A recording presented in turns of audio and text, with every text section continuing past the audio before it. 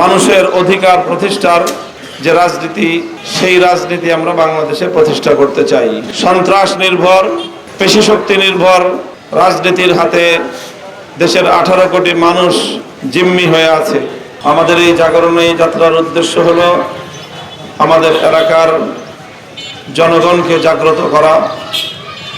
এবারের যেই বক্তব্য নিয়ে আমরা নির্বাচনী পরিচালনা করছি, যেই উদ্দেশ্য নিয়ে আমরা মানুষের কাছে আমাদের প্রতীক নিয়ে মানুষের কাছে যে বার্তা দিতে চাচ্ছি, সেটা হলো জুলাই বিপ্লবের আকাঙ্ক্ষার ভিত্তিতে আমরা নতুন বাংলাদেশ গড়তে চাই।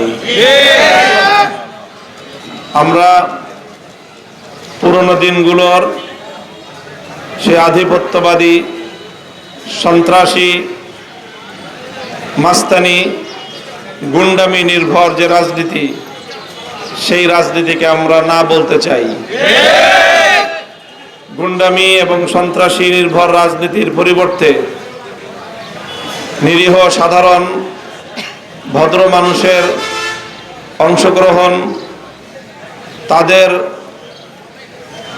আধিক্য, তাদের নিয়ন্ত্রণ, সাধারণ মানুষের অংশগ্রহণ এবং মানুষের অধিকার প্রতিষ্ঠার যে রাজনীতি, সেই রাজনীতি আমরা বাংলাদেশে প্রতিষ্ঠা করতে চাই। আমরা বাংলাদেশে দশকের পর দশক ধরে সন্ত্রাস নির্ভর, পেশিশক্তি নির্ভর রাজনীতির হাতে দেশের 18 কোটি মানুষ জিম্মি হয়ে আছে। এই মানুষ তারা প্রতিটি ক্ষেত্রে অল্প কিছু রাজনৈতিক দুর্বৃত্তের হাতে জিম্মি অবস্থায় দিনাতিপাত করে। 24-এর ঐতিহাসিক গণ অভ্যুত্থান এবং গণবিপ্লবের মাধ্যমে গণমানুষের মধ্যে সাহস বেড়েছে, তাদের মধ্যেই আকাঙ্ক্ষা বেড়েছে যে তারা কায়েমি স্বার্থবাদী, আধিপত্যবাদী, সন্ত্রাসী রাজনৈতিক গোষ্ঠীকে উৎখাত করে দেশের সততার রাজনীতি, আদর্শের রাজনীতি, কল্যাণমূলক রাজনীতিকে তারা গ্রহণ করতে চায়।